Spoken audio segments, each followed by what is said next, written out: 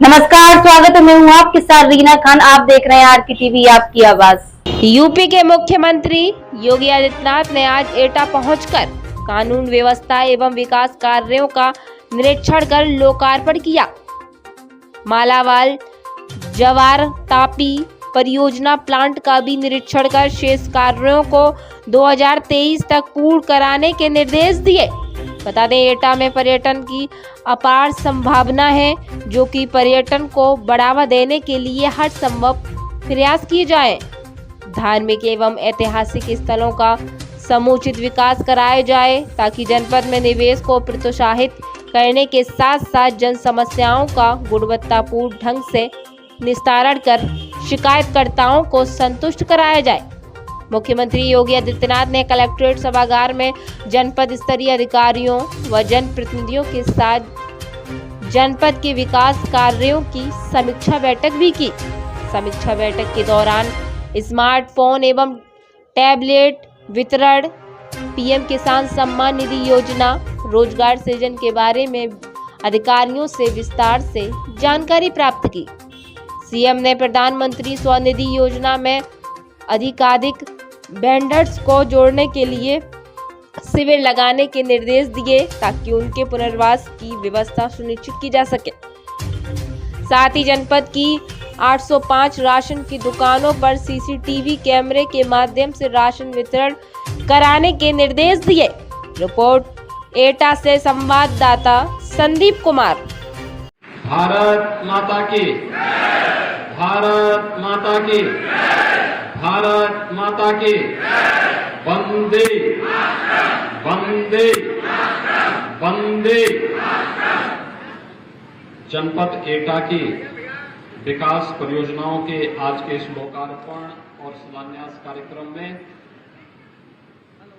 मंच पर उपस्थित प्रदेश सरकार में मेरे सहयोगी मंत्री श्री अजीत पाल जी, लोकप्रिय सांसद एटा श्री राजवीर सिंह राजू भैया, माननीय सांसद फर्रुखाबाद श्री मुकेश राजपूत जी, माननीय सांसद राज्यसभा श्री हरनाथ सिंह यादव जी,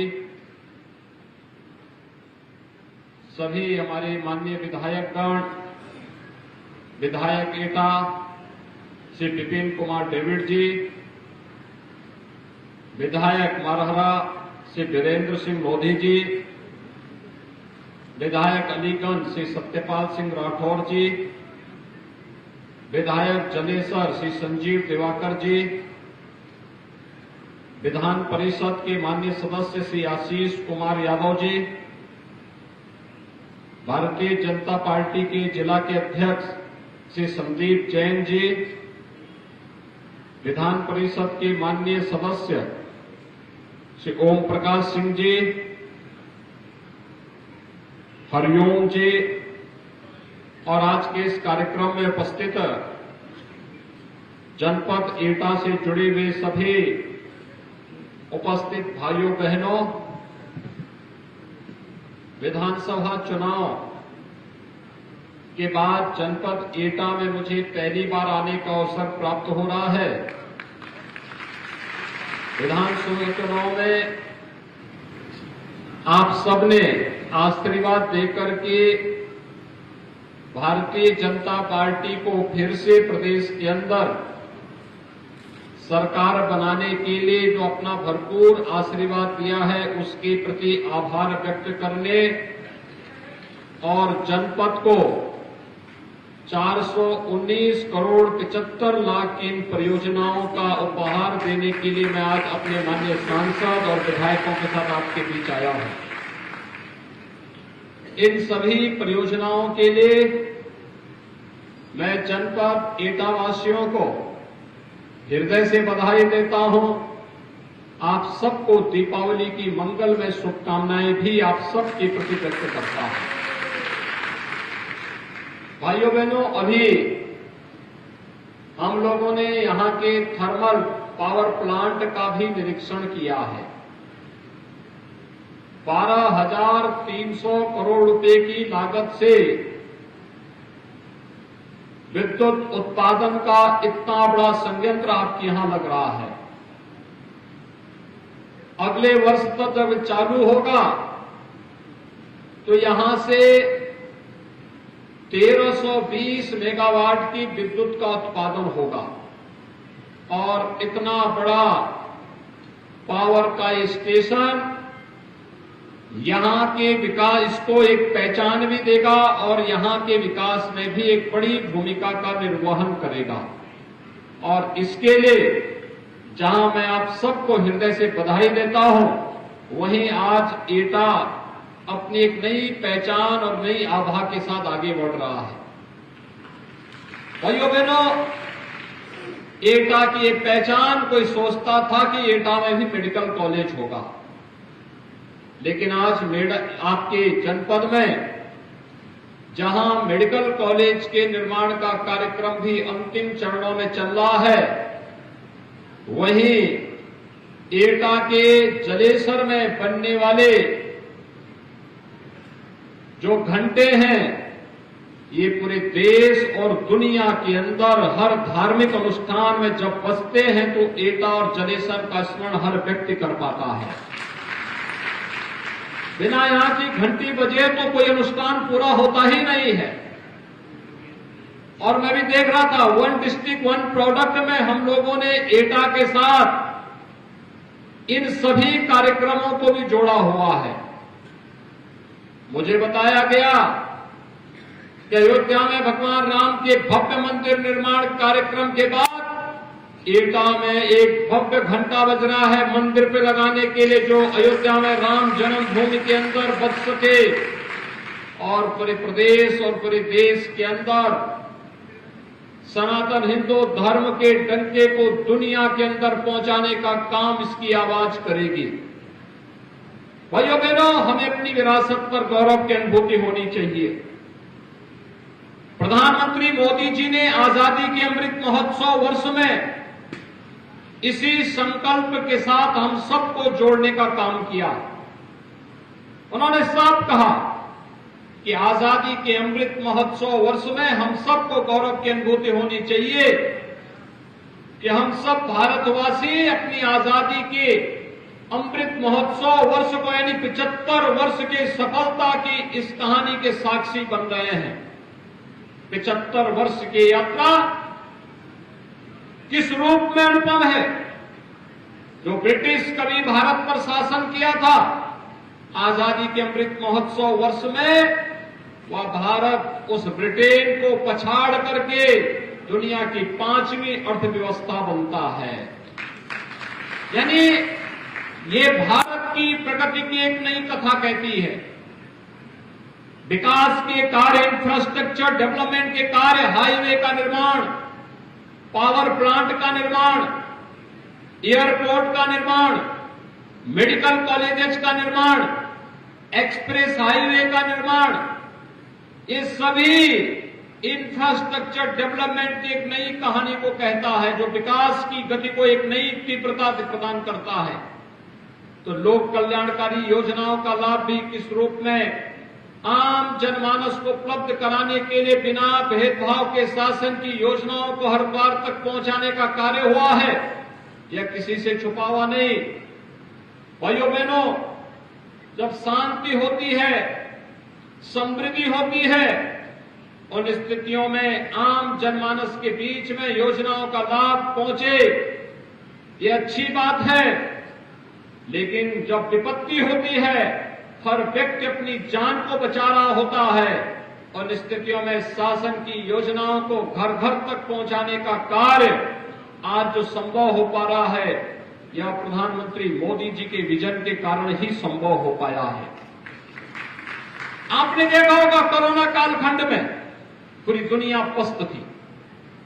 दुनिया के विकसित देश कोरोना महामारी के सामने पूरी तरह पस्त हो चुके थे, लेकिन भारत दुनिया के अंदर एकमात्र देश था जो अपने देश की जनता के जीवन को भी और उनकी जीविका को भी बचाने का कार्य कर रहा था, पूरी मजबूती के साथ आगे बढ़ा रहा था।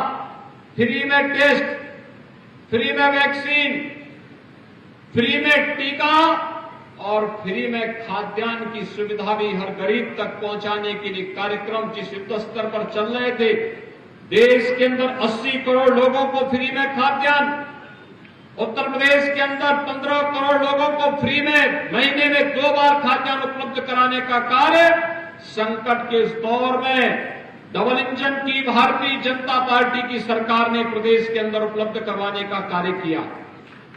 200 करोड़ से अधिक वैक्सीन की डोजेज पूरे देश के अंदर फ्री में उपलब्ध कराई गई, तो उत्तर प्रदेश में 39 करोड़ वैक्सीन की डोजेज फ्री में उत्तर प्रदेश वासियों को अब तक उपलब्ध हो चुकी है। भाइयों बहनों, ये सभी सरकार की आम जनता के प्रति रचनात्मक और संवेदनशील व्यवहार को तो प्रदर्शित करता ही है, बल्कि बिना भेदभाव के शासन की योजनाओं का लाभ हर एक व्यक्ति तक पहुंचे, इन सब बातों को भी प्रदर्शित करने का एक माध्यम बनता है। आज जब मैं यहां पर आया था देखने के लिए, मैं यहां पर इस थर्मल पावर प्रोजेक्ट को देखने के लिए आया था, क्योंकि कोरोना कालखंड के दौरान यहां पर एक समय लगता था कि अब ये प्रोजेक्ट कभी पूरा नहीं हो पाएगा, लेकिन हम लोगों ने तय किया है कि मार्च 2023 तक यहां पे पहली यूनिट अपना 660 मेगावाट की पहली यहां पर यूनिट अपना काम करना प्रारंभ करे। सेकेंड यूनिट को जून 2023 तक पूरा करते हुए विद्युत उत्पादन का कार्य हो और देश के अंदर जहां कहीं भी यहां का विद्युत जाए वहां पर एटा का नाम जरूर अंकित हो कि एटा के माध्यम से बिजली मिल रही है, लोगों के सामने एक नई पहचान मिलेगी।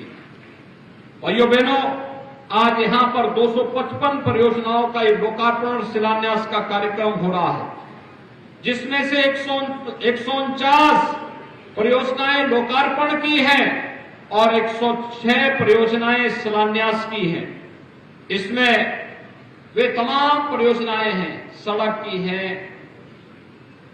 ग्राम्य विकास की हैं, नगर विकास से हैं, चिकित्सा की हैं, शिक्षा की हैं, पशुपालन से हैं, विकास की वे सभी परियोजनाएं जो आम जनमानस के जीवन में परिवर्तन का कारक बन सकती हैं, उन सभी परियोजनाओं को हम लोगों ने आज यहां पर आपके सामने लोकार्पण का कार्यक्रम किया। परियोजनाओं के लोकार्पण के साथ ही आपने देखा होगा लाभार्थी परक योजनाओं का लाभ जिन पात्र नागरिकों के लिए उपलब्ध कराया गया है, उनमें से कुछ को सर्टिफिकेट भी वितरित हुए। आपने देखा होगा युवाओं को स्मार्टफोन और टैबलेट उपलब्ध कराए जा रहे हैं। ये टैबलेट और स्मार्टफोन उत्तर प्रदेश के नौजवानों को तकनीकी दृष्टि से सक्षम बनाने की शासन की नीति का हिस्सा है। उत्तर प्रदेश इस मामले में बहुत समृद्धशाली है। जैसे दुनिया के अंदर भारत सबसे युवा देश है, वैसे ही भारत के अंदर उत्तर प्रदेश सबसे युवा और सर्वाधिक युवाओं वाला राज्य है। हमें अपने युवाओं की प्रतिभा, उनकी ऊर्जा पर गौरव की अनुभूति होती है और इसलिए उत्तर प्रदेश का युवा तकनीकी दृष्टि से स्मार्ट बने, इस दिशा में सरकार की कार्रवाई आगे बढ़ रही है। इसलिए 2 करोड़ युवाओं को टैबलेट और स्मार्टफोन वितरण की कार्रवाई प्रदेश भर में चल रही है। और भाइयों बहनों, आज यहां पर आपके इस जनपद में भी इस कार्रवाई को हम लोगों ने संपन्न किया है। इसके साथ ही आपने देखा होगा समाज के विभिन्न तबकों के लिए शासन की कार्य योजना कैसे लागू की जा रही है। निराश्रित महिलाओं के लिए निराश्रित महिला पेंशन, वृद्ध जनों के लिए वृद्धावस्था पेंशन, दिव्यांग जनों के लिए दिव्यांग पेंशन, और इन सभी पेंशन की राशि जो पहले 300 रुपए थी, इसे बढ़ा करके 1000 रुपए यानी 12,000 रुपए सालाना करने का काम भी डबल इंजन की सरकार ने किया है। भाइयों बहनों, ग्रामीण क्षेत्र में निराश्रित परिवार हो या शहरी क्षेत्र में, उसके लिए भी सिर ढकने के लिए आवास चाहिए। प्रधानमंत्री आवास योजना के माध्यम से उन सभी परिवारों को आवास उपलब्ध करवाने की कार्रवाई युद्ध स्तर पर चल रही है। बेटी के जन्म लेने से लेकर के बेटी के विवाह योग्य होने तक मुख्यमंत्री कन्या सुमंगला योजना, और बेटी विवाह के योग्य हो जाती है तो मुख्यमंत्री सामूहिक विवाह योजना के माध्यम से इस बेटी की शादी गांव के लोग गांव की बेटी को अपनी बेटी मानकर के इस कार्यक्रम में सहभागी बन सके, इसके लिए मुख्यमंत्री सामूहिक विवाह की योजना भी प्रदेश के अंदर लागू की गई है।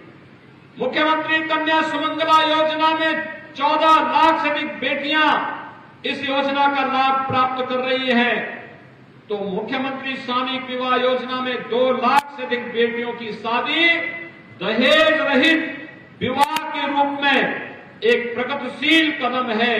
बेटी बचाओ बेटी पढ़ाओ के प्रधानमंत्री जी के आह्वान को जमीनी धरातल पर लागू करने का काम उत्तर प्रदेश इस रूप में कर रहा है।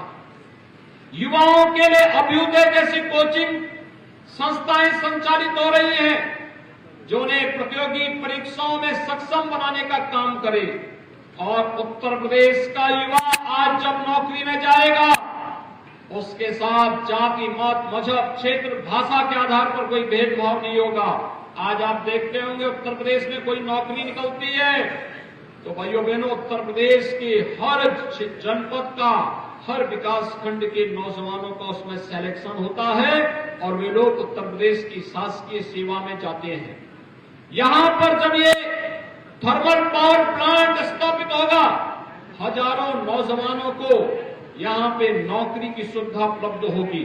और मैं यहां पर पावर प्लांट से जुड़े हुए जो उत्तर प्रदेश पावर कारपोरेशन से कहूंगा कि 2 काम जरूर करें कि आसपास के गांवों के जो विद्यालय होंगे उन्हें ऑपरेशन कायाकल्प में अगर आज तक उनको नहीं लिया गया है तो ऑपरेशन कायाकल्प में CSR की धनराशि का उपयोग उसके लिए एक बार करें और यहां पर उन सभी विद्यालयों में स्मार्ट क्लास की व्यवस्था सुनिश्चित करवाएं।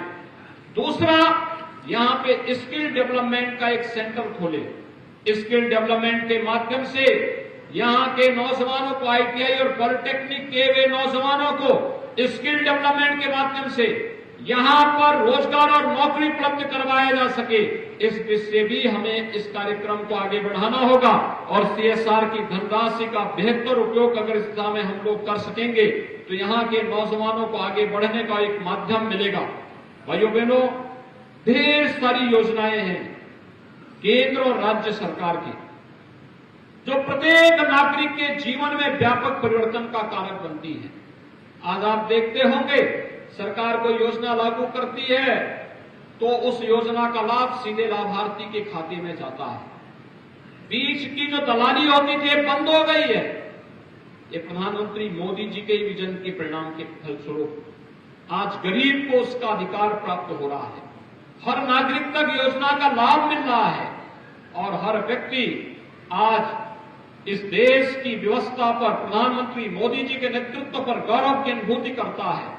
आज के इस अवसर पर जब जनपद एटा की ढेर सारी परियोजनाओं का लोकार्पण और शिलान्यास के कार्यक्रम के साथ हमें जुड़ने का अवसर प्राप्त हो रहा है, मैं आप सभी एटा वासियों को इस बात के लिए बधाई देता हूं कि जैसे आपके पूर्वजों ने जलेसर की घंटी को दुनिया के बाजार में पहुंचाया, स्वाभाविक रूप से आपको एक पहचान मिली। आज यहां पर मेडिकल कॉलेज और थर्मल पावर प्लांट के माध्यम से एटा जनपद को एक नई पहचान दिलाने के लिए राज्य सरकार पूरी प्रतिबद्धता के साथ आपके साथ खड़ी है। यहां के जनप्रतिनिधि और प्रशासन आपकी सुरक्षा के प्रति पूरी मजबूती के साथ खड़े हैं। आज एटा की पहचान किसी माफिया से नहीं होती है। एटा की पहचान अब विकास के नाम पर होती है। भाइयों बहनों, ये अपराधी और माफिया जब किसी व्यवस्था में हावी होते हैं तो ये विकास के कार्य में घुन का काम करते हैं। दीमक के रूप में जैसे दीमक किसी लकड़ी पे लगती है उसको पूरा खोखला बना देती है, ऐसे ही अपराधी और माफिया होते हैं, विकास में घुन का काम करते हैं। हमें अपराध और अपराधियों के प्रति जीरो टॉलरेंस की नीति के तहत सरकार की जो कार्यक्रम चल रहे हैं, एक कार्यक्रम अनवरत रूप से आगे बढ़ेंगे।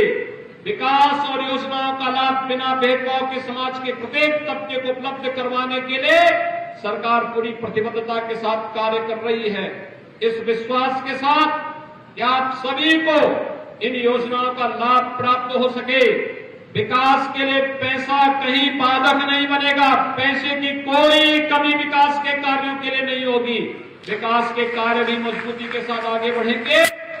हर युवा, हर नौजवान, हर किसान, हर महिला और समाज के प्रत्येक तबके को हम विकास की योजनाओं के साथ जोड़ करके उनके जीवन में व्यापक परिवर्तन करने का कार्य करेंगे। इस आश्वासन के साथ मैं आप सबको एक बार फिर से दीपावली की हृदय से बधाई देता हूं, मंगलमय शुभकामनाएं आप सबके प्रति व्यक्त करते हुए ये विश्वास व्यक्त करता हूं कि जो आशीर्वाद आपने भारतीय जनता पार्टी को दिया है, यह आशीर्वाद आपका निरंतर बना रहे। इस विश्वास के साथ आप सबको मैं एक बार फिर से विधानसभा चुनाव में भारतीय जनता पार्टी के चारों विधायक प्रत्याशियों को भारी बहुमत से जिताने के लिए पूरा एटावासियों का हृदय से आभार और धन्यवाद ज्ञापित करते हुए अपनी वाणी को विराम देता हूं। धन्यवाद। जय हिंद।